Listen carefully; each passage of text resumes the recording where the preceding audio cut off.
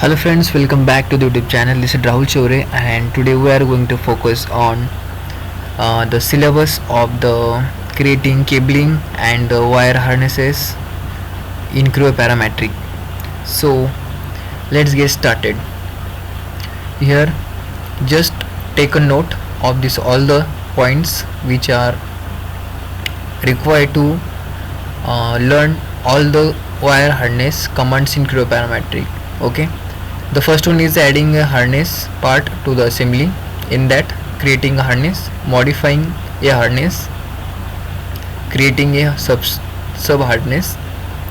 The next topic is reading in logical reference, optional, using logical references, importing logical data. Third one is adding spools, wires and cables.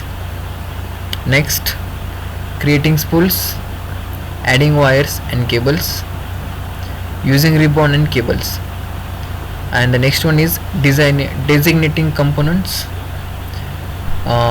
For designating, two types are there: designating components as a connector and assigning entry ports. Okay. The next is routing the cables.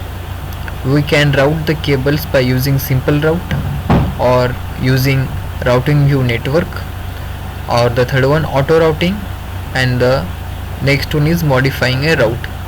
Okay. And the next point is using locations, adding locations for ribbon and cables. And the next topic is simple working examples: copy a harness, creating spools, manually designate components and route cables, logically designate component and route the cables. The next point is adding harness to family tables. Next, insert a splice or custom component, modify a route, create location points for ribbon cables, routing shield wires, create branch bundle. So this is the syllabus for the cabling. Okay. In this video you will get one by one video for all the basic to advanced command of a wire harness and 3D routing.